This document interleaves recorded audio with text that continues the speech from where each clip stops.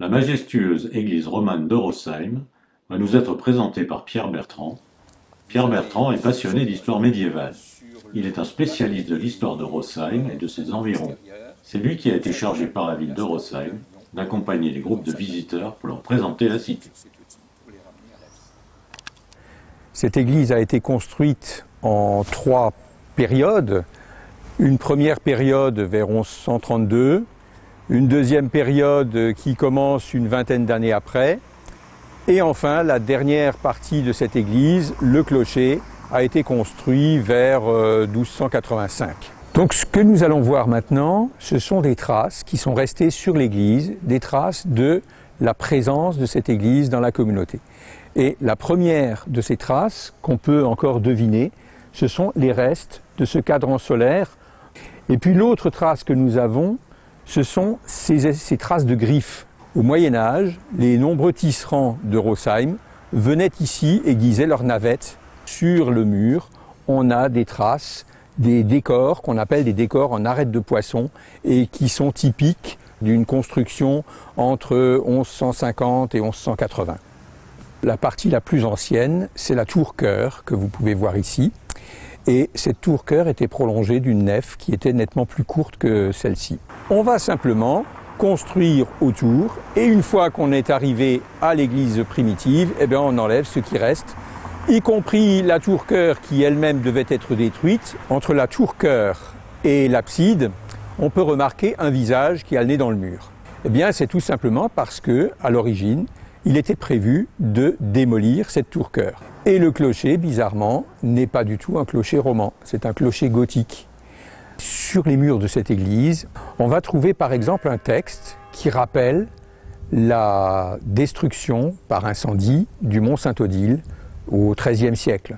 Et puis sur le mur du transept, on va voir un texte qui a été posé après la guerre de 30 ans.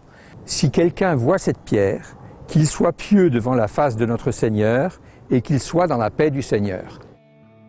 Outre ces inscriptions, de nombreux personnages ont été sculptés sur tout le bâtiment.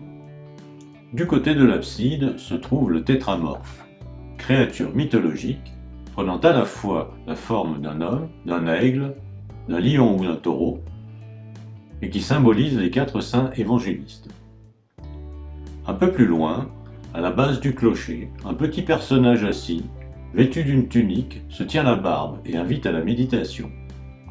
Son pendant, qui tient une coupe, se trouve de l'autre côté de l'église.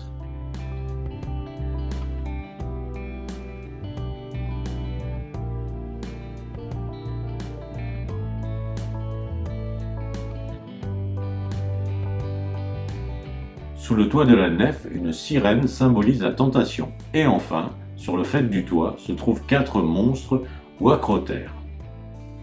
Les personnages maléfiques sont toujours représentés à l'extérieur de l'église, et ces symboles étaient destinés au Moyen-Âge à se protéger des mauvaises rencontres dans les bois avoisinants.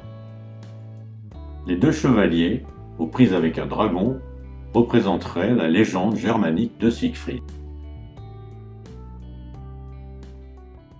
L'église a un plan traditionnel en croix latine, avec un transept, une nef, des bas-côtés et un chœur, le chœur étant dans l'abside. La plupart des colonnes sont des colonnes monolithiques. Sur l'une de ces colonnes, on va trouver 21 têtes. Ce seraient éventuellement les 21 âges de la vie. Et puis, l'église, à l'origine, était peinte. Et on retrouve, sur certains piliers, on retrouve encore des traces de ces peintures du Moyen-Âge. D'autres personnages se trouvent également à l'intérieur de l'église, et du côté ouest, près du grand porche, un chevalier supportant la voûte, ou encore de l'autre côté, un autre personnage qui, en se bouchant les oreilles pour ne pas entendre la parole de Dieu, est censé montrer ce qui doit être évité à tout prix dans une église.